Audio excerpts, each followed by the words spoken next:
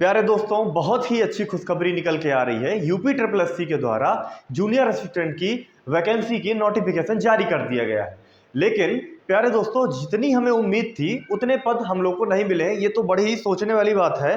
सोचा था हम लोगों ने करीब 3 से 4 हज़ार पद होंगे, लेकिन पदों की संख्या बहुत ही कम, करीब 1190 के आसपास है, 1200 के आसपास। अभी मैं आपको दिखा देता हूँ। प्यारे दोस्तों, उसको भी 2021 के पेट के माध्यम से ही देखा गया है, उसी हिसाब से आपके फॉर्म भरे जाएंगे। देखिए प्यारे दोस्तों, लिंक जो है आपकी 21/11/2022 से आपकी स्टार्ट होगी फॉर्म भरने की, और इसमें पदों की संख्या कुल 1264 है, जिसमें से आपका जनरल के 515 पद, ईडब्ल्यूएस के 125 पद, ओबीसी के 338 पद, एससी के 257, एसटी के 27, टोटल कुल 1264 पदों पर वैकेंसी निकली हुई है। उम्मीद तो ये थी कि करीब 5000 के आसपास होना चाहिए पद, लेकिन यूपी ट्रिपल एससी ने हमें निराश तो किया ही है। लेकिन फिर भी प्यारे दोस्तों, तैयारी तो करनी ही होगी। अब इसका आइए थोड़ा सा नोटिफिकेशन देखते हैं क्या क्या लिखा हुआ है इसमें। पिछली बार की तरह, जिस प्रकार से पिछली बार जब पेट की माफ कीजिएगा, जूनियर स्टूडेंट का पेपर हुआ था, तो उसमें इसी प्रकार से कुल 65 अंक थे और 130 प्रश्नों की संख्या दी गई थी। हिंदी का विशेष योगदान होता है, आप जानते हैं उत्तर भारत में, अपने उत्तर प्रदेश में हिंदी की विशेष पहचान होती है और हिंदी से ही विशेष तौर पर नौकरियों की बात की जाती है। प्यारे दोस्तों, तो हिंदी से टोटल कुल प्रश्नों की संख्या है 60, जिसमें से आपको अंक प्राप्त होंगे 30। सामान्य बुद्धि परीक्षण अर्थात रीजनिंग से आपको 30 प्रश्नों की संख्या मिलेगी और अंक आपको 15 मिलेंगे।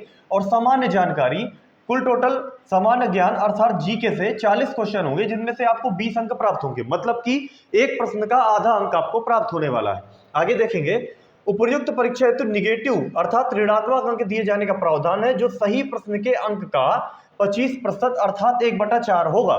समझ गए आप सभी लोग? मतलब आपकी 1/4 मार्किंग होती जाएगी। ठीक है, इसके बाद आप सभी लोग आगे देखते जाएंगे, और भी आगे की बात पढ़ लेते हैं हम लोग। हिंदी परिज्ञान और लेखन से संबंधित क्या आपका पाठ्यक्रम है, सिलेबस देख लेते हैं। इसमें उम्मीदवारों से हिंदी भाषा का ज्ञान तथा उससे समझ एवं लेखन की योग्यता के परीक्षण हेतु प्रश्न पूछे जाएंगे।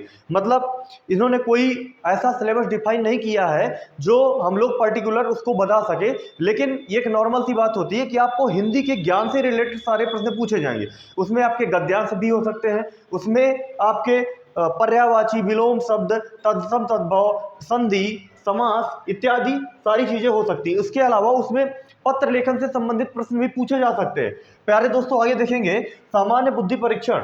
इसमें क्या इन्होंने बताया, इस परीक्षण का उद्देश्य किसी नई परिस्थिति को समझने, समझिएगा बात को, किसी नई परिस्थिति, रीजनिंग है, किसी नई परिस्थिति को समझने, उसके विभिन्न तत्वों का विश्लेषण तथा पहचान करने तथा तर्क करने की योग्यता को मापना है।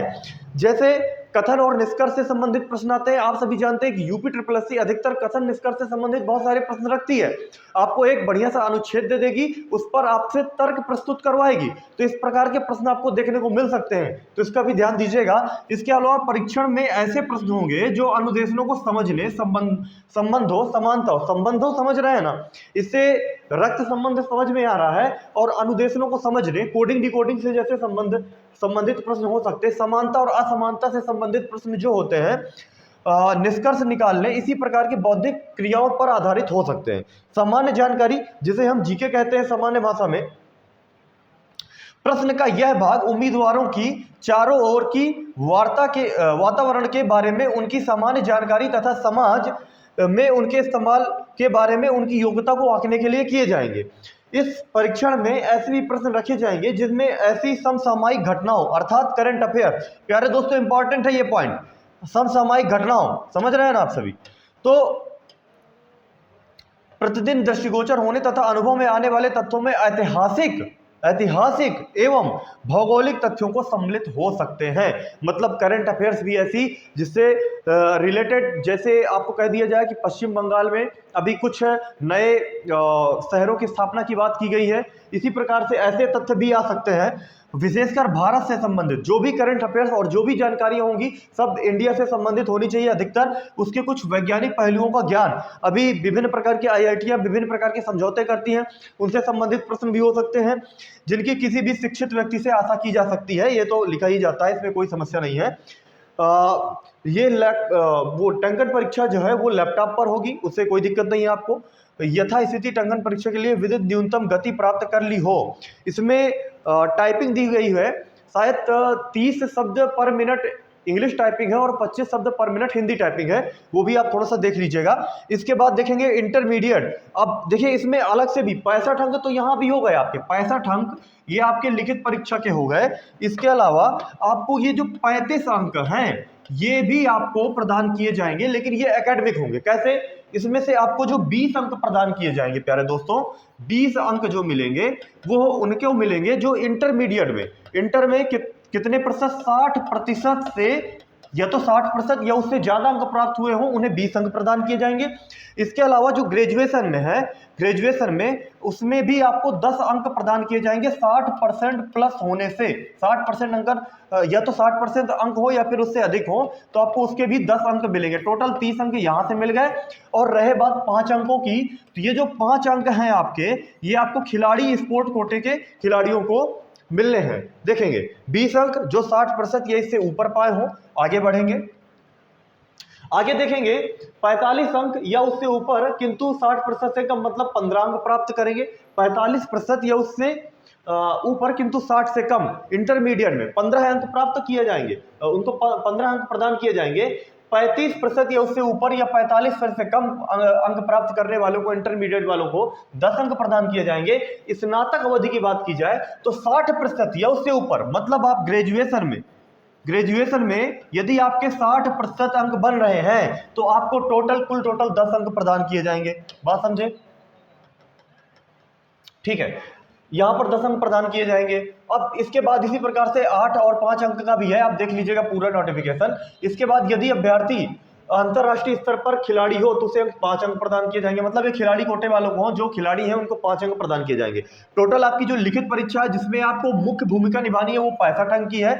इसके अलावा 30 अंक आपको शैक्षिक अर्हता पे प्राप्त होंगे, 5 खिलाड़ी अंक, 5 जो प्राप्त होंगे वो खिलाड़ियों को प्राप्त होंगे।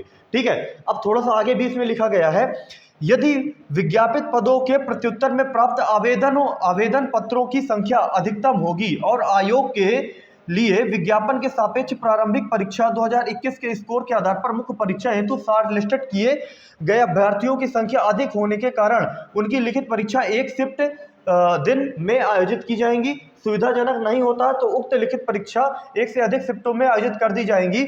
यदि एक परीक्षा से अधिक शिफ्टें या दिन में आयोजित की जा सकती है, अभ्यर्थियों का स्कोर नॉर्मलाइजेशन, प्यारे दोस्तों नॉर्मलाइजेशन भी होगा।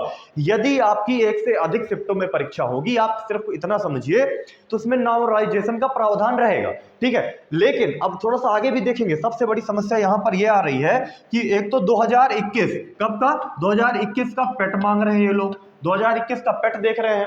अब उसमें भी क्या दिया हुआ है, कनिष्ठ सहायक की परीक्षा लिखित हेतु विज्ञप्ति पदों के लिए सापेक्ष श्रेणीवार 15 गुना अभ्यर्थियों को अंतिम कटऑफ परसेंटाइल स्कोर 0.2 अंक तक आधारित करने वाले समस्त अभ्यर्थियों को सम्मिलित करते हुए मुख्य परीक्षा के लिए शॉर्ट लिस्टेड किया जाएगा।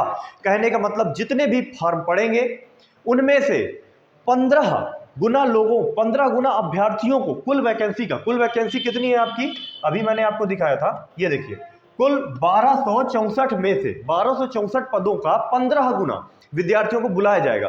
अगर इसका कुल 15 गुना किया जाएगा तो आपका 18,960 कुल विद्यार्थी बन रहे हैं। 18,960 विद्यार्थियों को बुलाया जाएगा। लगभग परसेंटाइल तो इसमें ज्यादा जानी चाहिए, लेकिन हमको हार नहीं माननी चाहिए। जरूरी नहीं है कि सभी लोग पूरा फॉर्म भर दें, हो सकता है कि इनमें से जो हाई परसेंटाइल वाले हैं उनका कहीं ना कहीं चयन हो गया हो सकता है कि उन्होंने अब थोड़ा सा दूसरी चीज़ों पर ध्यान दे लिया हो।